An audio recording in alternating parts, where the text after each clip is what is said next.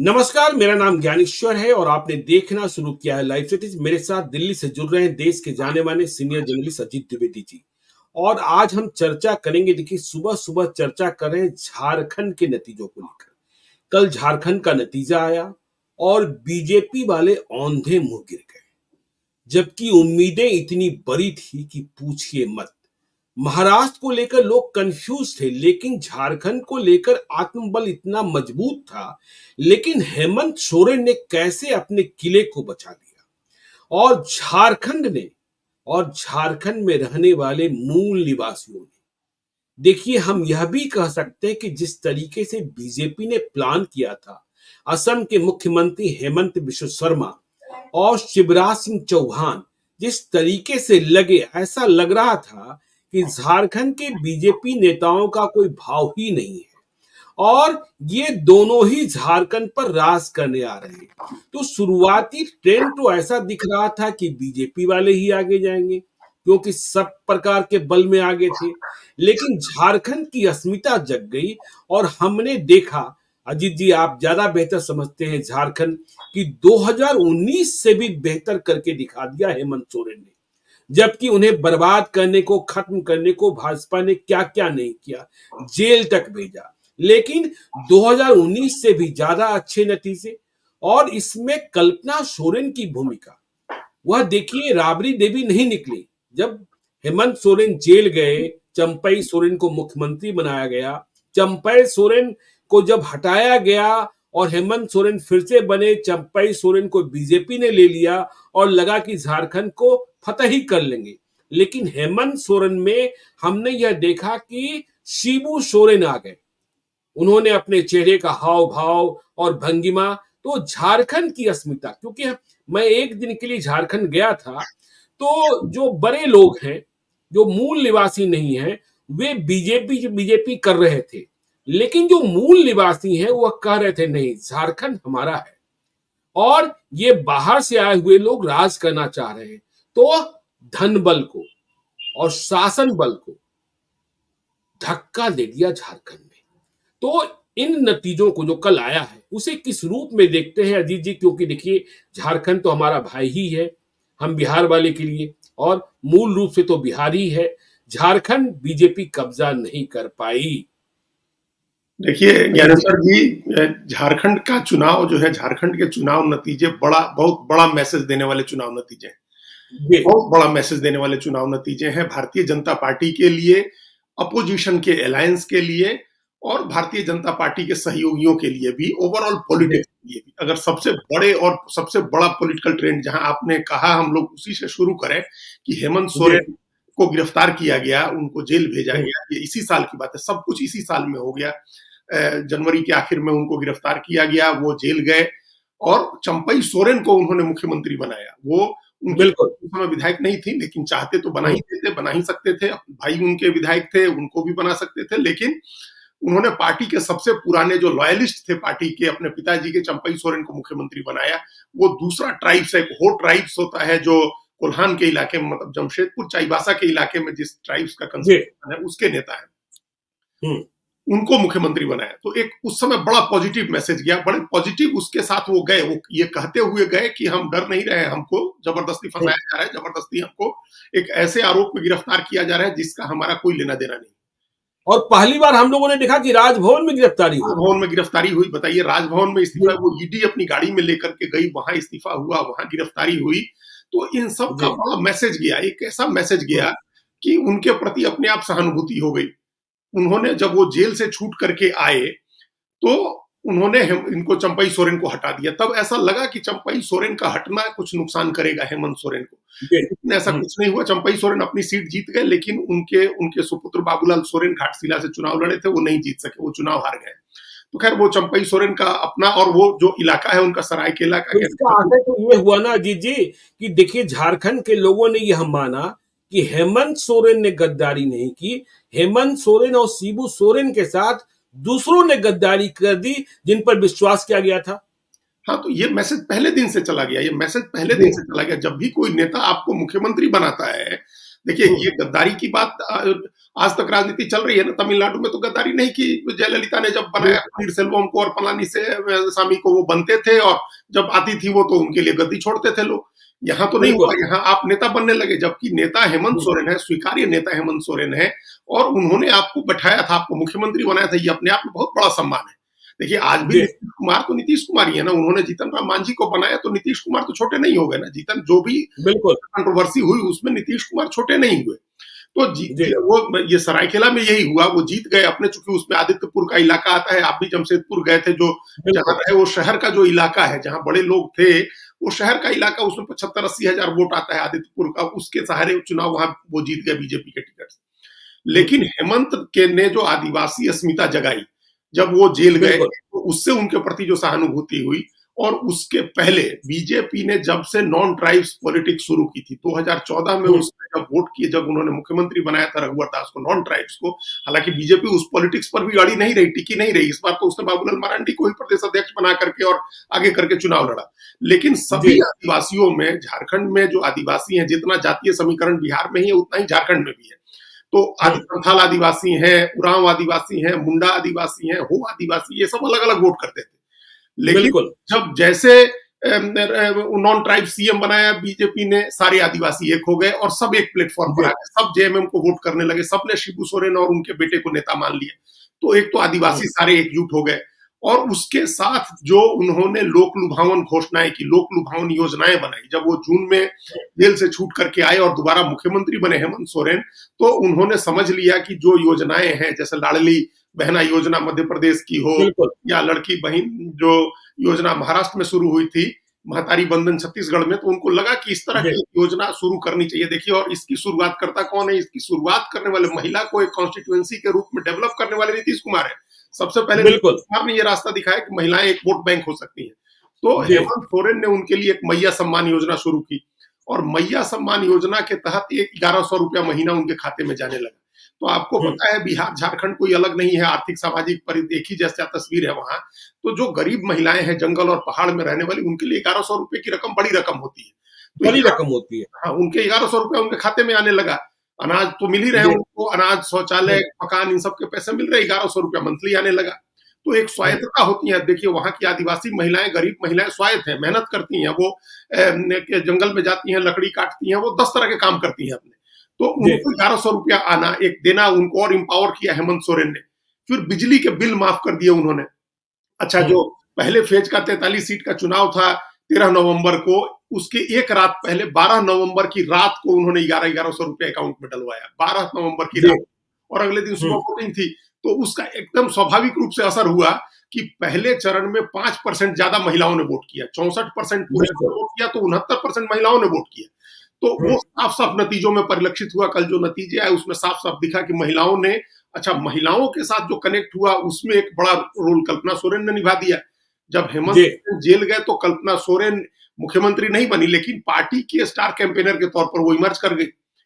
ये होशियारी कर दी थी हेमंत सोरेन ने, जेल जाने के पहले एक गांडे सीट उनके लिए खाली करा दी थी। गांडे सीट से एमएलए होते थे सरफराज अहमद, आप जानते हैं सरफराज आलम, हम लोगों के, बिल्कुल मैं जानता हूँ, कांग्रेस के बड़े नेता थे, उनको अध्यक्ष थे बिहार में, अध्यक्ष थे, उनको विधानसभा सीट उनसे खाली कराई, बदले में उनको राज्यसभा भेजा हेमंत सोरेन ने। और वो सीट खाली करा करके बाई इलेक्शन में लड़ी, वहां से कल्पना सोरेन जीत गई थी। अभी इस बार फिर चुनाव जीत गई हैं उन्होंने। कल्पना सोरेन के बारे में मेरे कुछ साथी बता रहे थे, पत्रकार मित्र जो मिलने गए थे, कि इतनी विनम्र है कि जब वह मिलने गए तो जो खाने की मेज लगी वह स्वयं खाना खिला रही थी। हाँ, वो और कहीं से यह दिख नहीं रहा था कि वह हेमंत सोरेन सीएम की पत्नी है। मतलब विनम्रता भी इतनी है। हाँ, तो ये तो सबसे बड़ा उन्होंने पब्लिक से जो कनेक्ट किया, इसी वजह से कनेक्ट किया। देखिए, वो हेमंत सोरेन की पत्नी है और शिबू सोरेन की बहू है।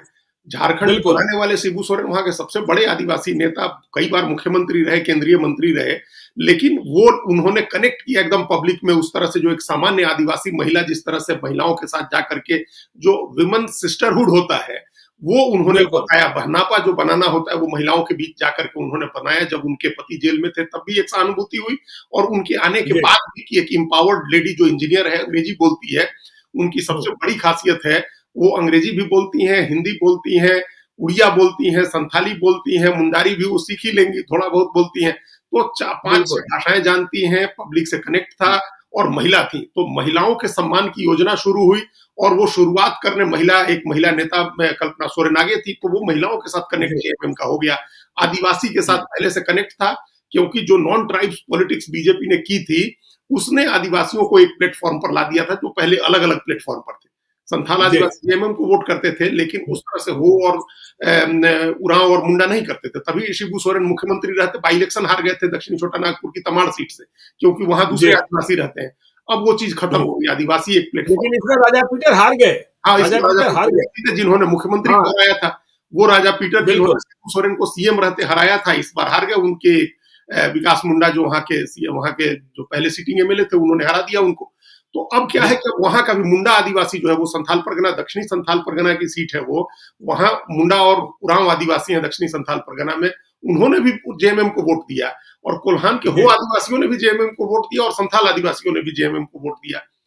तो अब जो हमको लगा, ज्ञानेश्वर जी, एक 2-4 सबक पहले उसमें बता दे और बारीक जाने के पहले, सबसे पहला सबक तो ये है कि नेताओं को, अपोजिशन के नेताओं को आप जब अननेसेसरी गिरफ्तार करते हैं, उनको जेल में डालते हैं, तो जरूरी नहीं है कि हर बार वो काम करे। वो कई बार उल्टा पड़ जाता है, मैक्सिमम टाइम हमने देखा है कि उल्टा ही पड़ जाता है। आपने जेएमएम हेमंत सोरेन को अरेस्ट किया, आपने उनको मसीहा बना दिया, आप उनको शहीद बना दिया, उनको नायक बना दिया आपने। तो आदिवासियों में तो नायक को पूजने की परंपरा है ना, भगवान बिरसा मुंडा हो, सिद्धो हो, कान्हो हो, ये सब सिद्धो मुर्मू, कान्हो मुर्मू, हम लोगों ने पढ़ा बिहार टेक्स्ट बुक की किताब। बिल्कुल। तो ये शहीद हो गए हेमंत सोरेन कि भाई उनको गिरफ्तार किया गया, एक आदिवासी अस्मिता का जो प्रतीक है। तो आप भ्रष्टाचार के आरोप हो न हो, आपको अपोजिशन के लीडर्स को गिरफ्तार करते हैं, ये नहीं लगना चाहिए कि आप अपोजिशन को दबाने की कोशिश कर रहे हैं। ये पहला सबक बीजेपी के लिए वहां का है। दूसरा सबक ये है कि जहां आदि अस्मिता का कार्ड चलता हो, जहां जातीय और भाषाई अस्मिता का कार्ड चलता हो, वहां आप बाहरी चेहरे पर बहुत दाव नहीं लगा सकते। जो आपने जहां से बात शुरू की थी, अब हम उस पर आ रहे हैं कि ऐसा लग रहा था कि हेमंत बिस्वा शर्मा और शिवराज सिंह चौहान चलाएंगे झारखंड को, तो बिल्कुल ऐसा ही लग रहा था, ऐसा ही लग रहा था। तो क्या तीखे बोल थे, किस तरीके से हिंदू मुसलमान किया जा रहा था, लव जिहाद, ऐसा लग रहा था कि झारखंड में झारखंडी रहेंगे ही नहीं, बांग्लादेशी आ जाएंगे, मुसलमान भर जाएंगे, लेकिन सबका जवाब दे दिया झारखंड ने। हाँ, तो बाहर का आदमी आपने चेहरा दिखाया। आपने एक पहली गलती तो ये की कि आपने अपनी तरफ से चेहरा प्रोजेक्ट नहीं किया।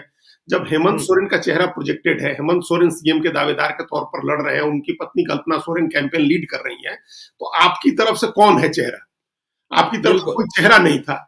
और इसी वजह से जब हेमंत बिस्वा शर्मा आए तो हर जगह उन्हीं का चेहरा दिखने लगा। जब हेमंत बिस्वा शर्मा का चेहरा दिखने लगा तो बड़ा आसान हो गया जेएमएम के लिए बाहरी और भीतरी की लड़ाई बनाने का, कि अब बाहर का आदमी आकर के राज करेगा। वहां पहले से ये एक ग्रंथि है, वहां निर्दलीय खड़ा हो गया तो उसे भी मनाने चले जा रहे हैं, रांची प्रेस क्लब भी जा रहे हैं, सब जगह आप जा रहे हैं। आप ये है कि आप अलायंस करा रहे हैं, आप टिकट बांट रहे हैं, आप भाषण दे रहे हैं, आप लोगों से मिल रहे हैं, जैसे आपको मुख्यमंत्री बनना है। अब ये जैसे चल रहा है, जैसे हेमंत बिस्वा शर्मा असम के साथ साथ झारखंड के भी मुख्यमंत्री बनेंगे। शिवराज सिंह चौहान ने तो उस तरह से नहीं किया, लेकिन हेमंत बिस्वा शर्मा का जो कैंपेन था वो उससे ओवरशैडोड हो गए तमाम लोग। बीजेपी की स्ट्रेटजी रही है कि अपना या तो चेहरा आगे कर दो, जैसे हम लोगों ने देखा कि हरियाणा में आपने नायब सिंह सैनी का चेहरा आगे कर दिया, या जहां चेहरा आगे नहीं किया है आपने, वहां नरेंद्र मोदी के चेहरे पर चुनाव लड़िए। बिल्कुल, वो ये दोनों गेम उसका काम करता है। जैसे मध्य प्रदेश में और राजस्थान में चेहरा आगे नहीं किया, बाद में वहां भजनलाल शर्मा और मोहन यादव बने, छत्तीसगढ़ में विष्णुदेव साय बने, चेहरा आगे नहीं किया तो मोदी के चेहरे पर चुनाव लड़े। तो मोदी बिहार में देखिए नीतीश कुमार का चेहरा आगे है, नीतीश कुमार का चेहरा आ गया है, तो उस चेहरे पर लड़ना है। जहां चेहरा बीजेपी नहीं देती है वहां मोदी के चेहरे पर लड़ती है। तो झारखंड में आपने मोदी का भी चेहरा नहीं आगे किया, आपने कोई लोकल चेहरा आगे नहीं किया, और चेहरा आपका हो गए हेमंत बिस्वा शर्मा।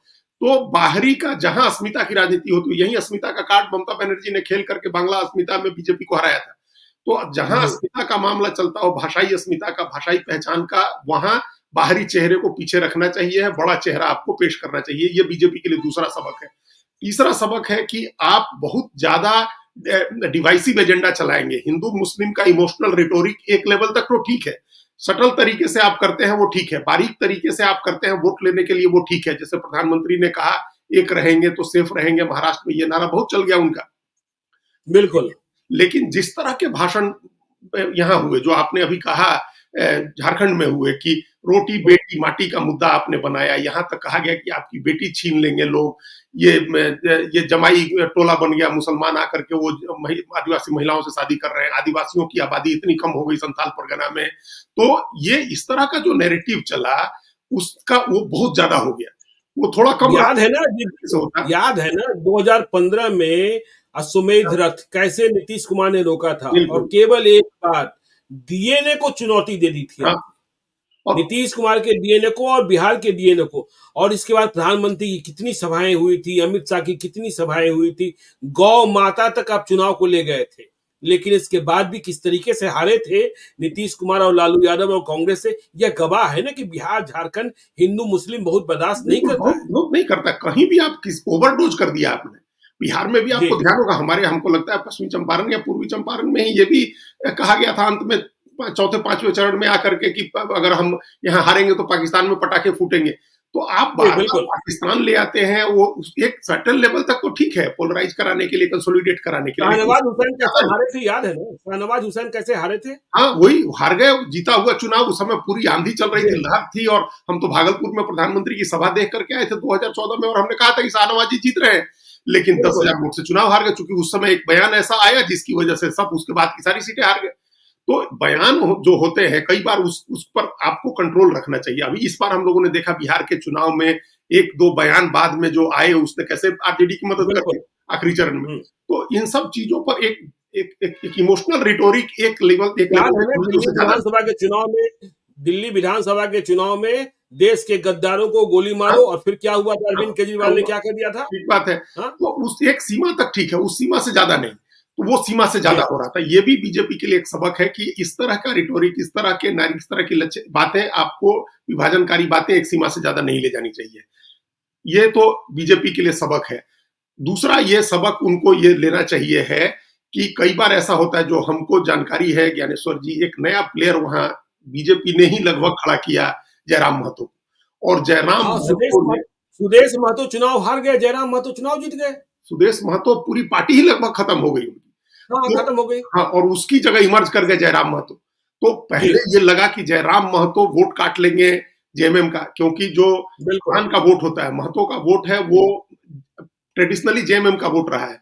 क्योंकि जेएमएम के जो संस्थापक थे वो भी शिबू सोरेन और विनोद बिहारी महतो थे। विनोद बिहारी महतो बहुत बड़े नेता थे, और महतो नेता हमेशा जेएमएम के साथ रहे। बड़े महतो नेता सुनील महतो जमशेदपुर से एमपी हुए, उनकी पत्नी भी वहां से सुमन महतो एमपी हुई, वहां जैसे शैलेंद्र महतो, आभा महतो, ये सब महतो, निर्मल महतो, बड़े नेता सब जेएमएम के साथ होते थे।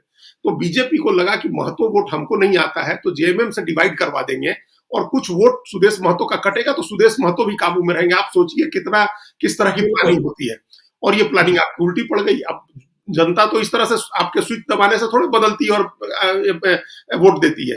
तो जयराम महतो ने उत्तरी छोटा नागपुर में जो सबसे कोर इलाका था बीजेपी का, वहां बीजेपी को नुकसान कर दिया। और जयराम महतो का नुकसान करने का नतीजा ये हुआ कि बीजेपी जो पिछली बार एंटी इनकम्बेंसी में 25 सीट जीती थी, वो 20 सीट पर आ गई। तो ये इसका मतलब ये आपने भस्मासुर पैदा करने का, आप दूसरे के लिए गड्ढा खोदने का, उसमें खुद ही गिर गए। तो ये भी एक स्ट्रेटजी है कि चुनाव फेयर, कई बार हर बार बहुत ज्यादा टैक्टिक्स करना, हर बार बहुत ज्यादा साजिश करना, ये चुनाव की रणनीति ठीक नहीं होती है।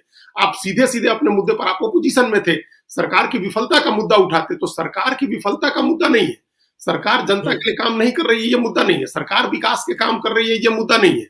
आप दूसरे मुद्दों पर चुनाव लड़ रहे हैं। आप 5 साल अपोजिशन की भूमिका नहीं निभा सकी ज्ञानेश्वर जी भारतीय जनता पार्टी। तो बिल्कुल आप कहीं कोई सड़क पर उतर के बड़ा आंदोलन नहीं खड़ा कर सकी। नौजवानों में इतनी नाराजगी थी एक समय में, इतनी परीक्षाएं झारखंड में भी कैंसिल हुई हैं, लेकिन इसका आप मुद्दा नहीं बना सके। आप अस्मिता की लड़ाई में और वैचारिक लड़ाई में चले गए, आप हिंदू मुस्लिम की लड़ाई में चले गए, आप आदिवासी गैर आदिवासी की बहस में चले गए, आप हेमंत सोरेन को टारगेट करने लगे, उनकी पत्नी को टारगेट करने लगे।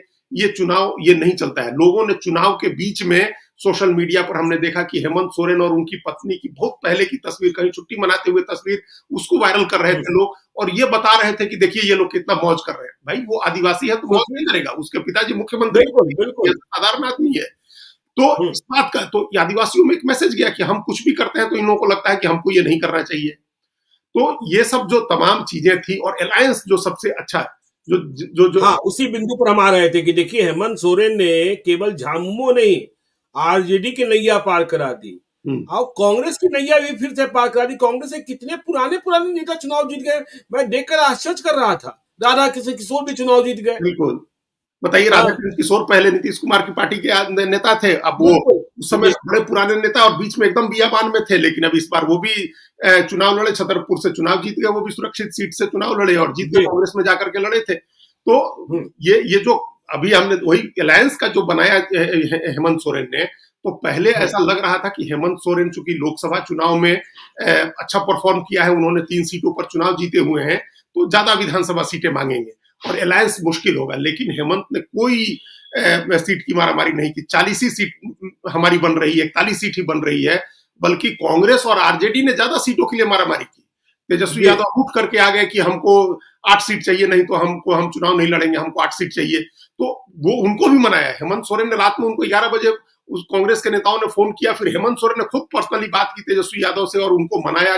जब मनोज झा ने कह दिया कि हम अकेले लड़ेंगे, तो मनाया हेमंत सोरेन ने और कहा कि देखिए ना, हेमंत सोरेन ने तेजस्वी यादव चाहे जितनी नफरत करे क्या पप्पू यादव से, पप्पू यादव को भी चुनाव प्रचार के लिए बुलाया और पप्पू भैया कहते रहे। उनकी पत्नी घूमी साथ में, और जो पप्पू यादव ने जिस तरह से इमोशनल उनकी कल्पना सोरेन के लिए और हेमंत सोरेन के लिए कैंपेन किया, वो उसका भी असर दिखा। देखिए, यादव तो पहले ये माना जा रहा था कि झारखंड का यादव जो है वो वोट बंटता है, झारखंड का यादव बीजेपी को भी वोट देता है विधानसभा में और तब जाके आरजेडी को देता है, क्योंकि झारखंड में बीजेपी के भी बड़े यादव नेता है। अन्नपूर्णा यादव तो केंद्र में मंत्री ही है कोडरमा से, और सुधा यादव, नीरा यादव हो या अमित यादव हो, ये सब वहां जीतते रहे लोग, यादव लोग। अभी भी मनोज यादव बरही से चुनाव जीते ही हैं। सब यादव का वोट बीजेपी को भी जाता है। लेकिन इस बार क्या हुआ, इस बार पप्पू यादव का भी उसमें इंपैक्ट रहा। इस बार यादव का वोट चला गया इंडिया ब्लॉक के साथ, उसके साथ आदिवासी मुसलमान आ रहा था, यादव चला गया। आप उसका नतीजा देखिए कि आरजेडी के 4 यादव जीत गए। पिछली बार 7 सीटों पर 4 कैंडिडेट जीत गए। पिछली बार उसको 7 सीटें मिली थी लड़ने के लिए और सिर्फ एक आदमी जीता था, वही चतरा से सत्यानंद भोक्ता चुनाव जीते। इस बार उसने 6 सीटों पर चुनाव लड़ा और 4 सीटें जीत गए। तो ये जो हेमंत सोरेन की ताकत थी, ये जेएमएम की ताकत थी। कांग्रेस के बारे में ये माना जा रहा था कि कांग्रेस इस बार बहुत खराब परफॉर्म करेगी, क्योंकि कांग्रेस में बहुत डिवीजन था। इतना डिवीजन था ज्ञानेश्वर जी की कांग्रेस के 3 लोग, आपको ध्यान हो कि हेमंत सोरेन की सरकार गिराने की साजिश में पकड़े गए थे 50 लाख रुपए के साथ। ये हेमंत सोरेन की सरकार ने ही पश्चिम बंगाल की पुलिस के साथ कोऑर्डिनेट किया था और 50 लाख रुपए नगद के साथ यही इरफान अंसारी और राजेश कच्छप और भूषण बारा, इस तरह के मतलब 3 लोग पकड़े गए थे उसमें, जेल में रहे थे 3 विधायक कांग्रेस के। लेकिन उन सारे विधायकों को कांग्रेस ने टिकट दिया, वो सब फिर इस बार कांग्रेस से लड़े और फिर सब जीत गए। तो कांग्रेस एक कमजोर कड़ी थी, लग रहा था कि कांग्रेस हार जाएगी इस बार और कांग्रेस की वजह से जेएमएम पीछे रह जाएगी। लेकिन जेएमएम की ऐसी आंधी चली, ग्राउंड लेवल पर महिलाओं का ऐसा कनेक्ट हुआ, मैया सम्मान योजना का ऐसा असर हुआ, बिजली बिल माफ करने का ऐसा असर हुआ, बाहरी भीतरी का इतना असर हुआ, आदिवासी अस्मिता का ऐसा असर हुआ कि कांग्रेस और आरजेडी की भी नाव पार लग गई। उस समय इन लोगों ने बड़ी होशियारी से ये किया कि लेफ्ट को साथ में रखना है, लेफ्ट को नहीं छोड़ना है। एक बड़ा इलाका है झारखंड में, कोयलांचल का इलाका, जो धनबाद का जो इलाका है कोयलांचल का, उसमें चाहे झरिया हो, निरसा हो, सिंदरी हो, ये सब कोयलांचल की सीटें हैं। कोयले का यहाँ वामपंथी पार्टियों का अच्छा असर है। बगोदर से हार गए विनोद सिंह जो, लेकिन असर इसका है हजारीबाग, कोडरमा और धनबाद, गिरिडीह का भी कुछ हिस्सा। इन 4 जिलों में, इन 4 विधानसभा सीटों पर इनका असर है, ये जो मजदूरों का और लेफ्ट के बीच लेफ्ट का अच्छा मजबूत असर है। भुवनेश्वर मेहता सीपीआई से एमपी होते थे वहां से, हजारीबाग से। तो इस इलाके में तो लेफ्ट को साथ रखना है, तो लेफ्ट को भी 4 सीटें दी गई। ये अलग बात है कि पहले बात नहीं हुई थी दीपांकर भट्टाचार्य से, जिससे वो नाराज भी थे, लेकिन बाद में उनके लिए 4 सीटें छोड़ी गई। तो 6 सीट देकर के मनाया गया। आरजेडी को ये भी कहा गया कि आप फ्रेंडली लड़ना चाहते हैं तो 2 सीट पर लड़ लीजिए, 2 सीट पर फ्रेंडली भी लड़े, और 4 सीटें लेफ्ट को दी गई। कांग्रेस को 30 सीट दी हेमंत सोरेन ने। हेमंत सोरेन को पता था कि हमारी स्थिति ऐसी है, अलायंस इतना जरूरी है कि अलायंस अगर नहीं होगा तो कोर वोट जो है वो बिखर सकता है, बट सकता है।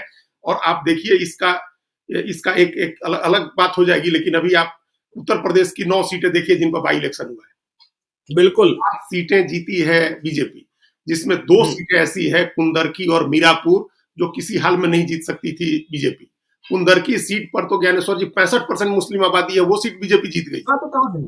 अच्छा, हाँ। वो सीट बीजेपी जीत गई है कुंदर की, 2 ही सीट बीजेपी जीत गई है, अच्छा, कुंदर की और मीरापुर। अच्छा, 2 ही सीट हाँ। मिली है समाजवादी पार्टी को, एक करहल की सीट और दूसरी सिसामऊ की सीट है कानपुर में नसीम सोलंकी की।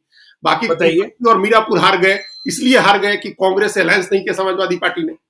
कांग्रेस मांग रही थी और कांग्रेस को आपने सीट नहीं दी, कांग्रेस मीरापुर सीट भी मांग रही थी, कुंदर की भी मांग रही थी, नहीं दिया समाजवादी पार्टी ने।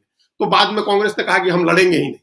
आप उसको खैर और गाजियाबाद की सीट दे रहे थे जो दिल्ली से लगी एनसीआर की सीट, कौन जीतता है? तो आपने उस समय अलायंस नहीं किया, आपने सीट नहीं दी, तो इसका नतीजा यह हुआ कि मुसलमान का वोट बट गया। कुंदर की सीट पर 3 मुसलमान है, जिसमें 17,000, 18,000, 12,000 इस तरह से 3 लोगों को वोट आया। तो ये अच्छा, हाँ, मतलब वोट बट गया मुसलमानों के बीच में, 3 मुसलमान और इसके भी कैंडिडेट में समाजवादी पार्टी के। तो इसलिए ये हेमंत सोरेन को आइडिया था। आप सोचिए कि अखिलेश यादव इतने बड़े प्रदेश के नेता हैं, 5 साल मुख्यमंत्री रहे, लेकिन ये बात हेमंत सोरेन जानते थे कि कांग्रेस को अलग नहीं होने देना है, कांग्रेस को नाराज नहीं होने देना है, कांग्रेस को गुड ह्यूमर में रखना है। अगर वो 30 सीटें मांग रहे हैं तो 30 सीटें दे दो, जबकि कांग्रेस 2 ही लोकसभा सीट जीती थी वहां, फिर भी 30 सीट दे दी उनको। जेएमएम ने अपने 41 सीट रखी, 30 उनको दे दी, 6 सीट आरजेडी को दे दी, 4 सीट लेफ्ट को दे दी। एक कोहेसिव अलायंस बनाया, एक बड़ा अलायंस बनाया और सबके लिए तो भाजपा में ये भी दिख रहा था कि भाजपा के नेताओं को ही नहीं पता था कि नेता कौन है। बाबूलाल मरांडी मान रहे थे हम ही हैं, अर्जुन मुंडा मान रहे थे हम ही हैं, रघुबर दास भी कुछ ख्वाब देख रहे थे, और इधर के दिनों से एक कहानी आ रही थी कि अरुण उरांव ये भी बहुत आगे जा रहे हैं। तो बीजेपी के, मैं 2 दिनों पहले किसी नेता से बात कर रहा था और मैं कह रहा था बीजेपी की संभावनाएं तो एग्जिट पोल दिखा रहे हैं, तो नेता कौन हो रहा है? तो उन्होंने कहा पूछिए मत, पता ही नहीं चलता है क्या होगा क्या नहीं होगा। तो चलिए आप नेता क्या बनते, सब कुछ खत्म ही हो गया। हाँ हाँ, वो तो इस वजह से ये भी कारण रहा। अच्छा, बीजेपी ने इस बार क्या किया, चेहरा किसी का आगे नहीं किया था, कोई चेहरा घोषित भी नहीं किया था, और घोषित रूप से बाबूलाल मरांडी का नाम था। और बाद में जब ये लगा कि बाहरी भीतरी का बहुत होने लगा है, जब बीजेपी को अपना फीडबैक मिला इंटरनल की बाहरी चेहरों से यहाँ लोगों में नाराजगी हो रही है और कोई अपना लोकल चेहरा दिखाना होगा, तब आखिरी दिनों में प्रेस कॉन्फ्रेंस में बाबूलाल मरांडी को बीच में बैठाया जाने लगा। लेकिन अब आखिर में जाकर के आप 2 दिन में, 1 दिन में थोड़े लोगों का मूड बदल देंगे। लोगं ने जो मैसेज मिलना था वो मैसेज मिल गया। और आप देखिए कि बड़े नेताओं को, कितने बड़े नेता चुनाव लड़े। अर्जुन मुंडा की पत्नी को टिकट दिया गया, मधु कोड़ा की पत्नी को टिकट दिया गया, चंपाई सोरेन को, उनको खुद और उनके बेटे को भी टिकट दिया गया, बहु चुनाव लड़ी वहां। ये सब एक ही इलाके में लड़े, सब कोल्हान में जमशेदपुर के इलाके में लड़े, और ले दे करके एक चंपाई सोरेन जीते और दूसरे रघुवर दास की बहू जीती। बाकी अर्जुन मुंडा की भी चुनाव हार गई, मधु कोड़ा की पत्नी भी चुनाव हार गई, चंपाई सोरेन का बेटा भी चुनाव हार गया। आपने इतने बड़े नेता खड़े कर दिए, इतना कंफ्यूजन क्रिएट किया। आपका जो आदिवासी सेल का जो भाजपा के राष्ट्रीय अध्यक्ष है समीर उरांव, वो भी चुनाव लड़े, और सब आदमी नेता ही था।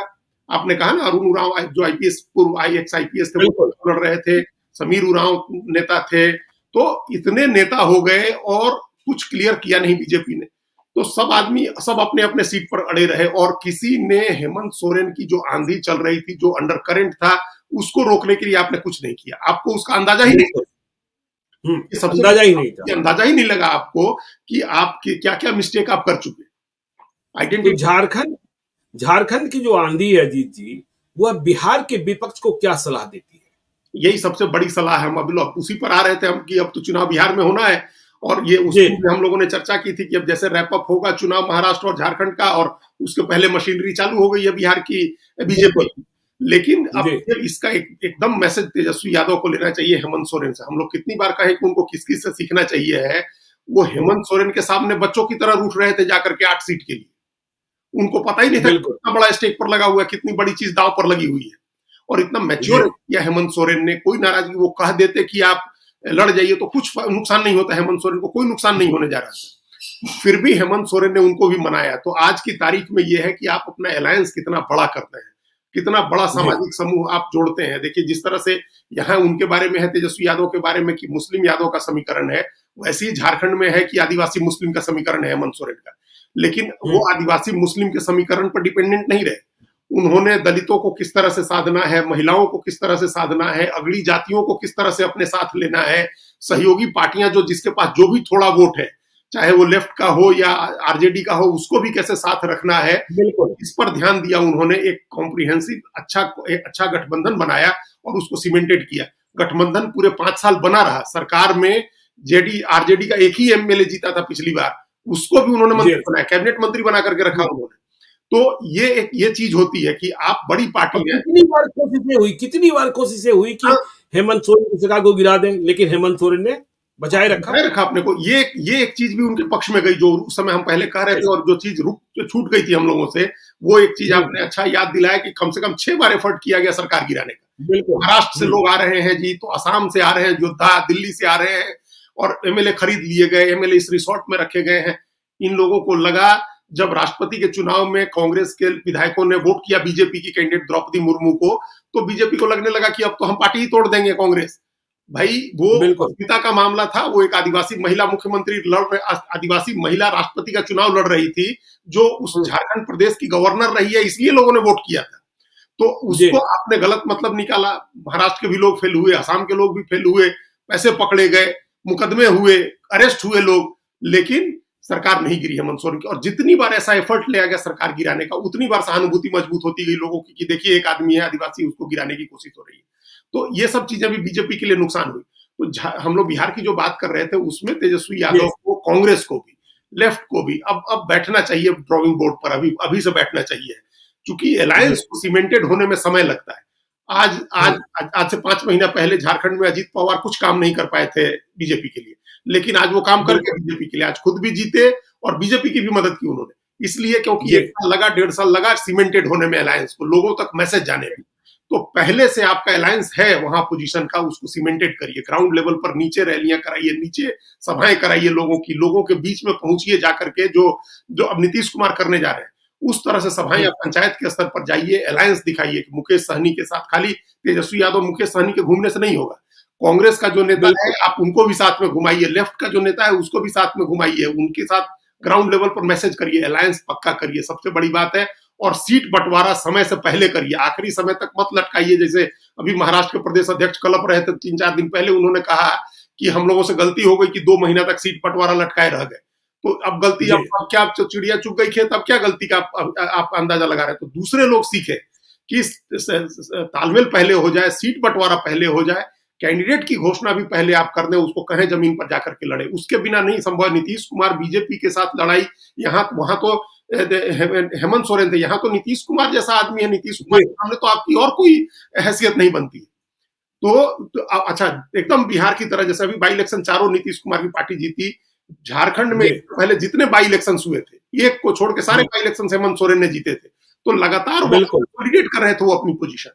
तो उसको बिहार में भी अलायंस जो अपोजिशन का है, उसको ये सीखना चाहिए है कि जितना सद्भाव के साथ तालमेल करेंगे, जितना अच्छा हम लोग सीट बंटवारा करेंगे, जितना अच्छा कैंडिडेट देंगे, जितना अच्छा साझा कैंपेन करेंगे, उतना अच्छा होगा हमारे चुनाव के लिए। ये सबक है। चलिए देखिए जी, तो सबक क्या है बिहार के लिए, लेकिन यह भी सबक है कि यदि बाहरी अतिक्रमण करना चाहते हैं, आक्रमण करना चाहते हैं और क्षेत्रीय अस्मिता जग जाती है, तो 2015 में जो हुआ बिहार में, कि जब आपने बिहार के डीएनए को चैलेंज किया तो बिहार ने खदेड़ दिया, और अब जब झारखंड में झारखंड की अस्मिता को चैलेंज कर रहे थे तो झारखंड ने खदेड़ दिया। सबक बड़ा है, आगे भी चर्चा करते रहेंगे। आज की बातचीत के लिए बहुत बहुत धन्यवाद अजीत जी। और हम चलते चलते अपने दर्शकों से कहते हैं कि यदि अब तक आपने हमारे यूट्यूब चैनल लाइव को सब्सक्राइब नहीं किया है तो जरूर कर लीजिएगा, और यदि इस वीडियो को आप फेसबुक पेज के माध्यम से देखें तो पेज को लाइक कीजिएगा, हैंडल एक्स पर भी हमें फॉलो कीजिए। धन्यवाद।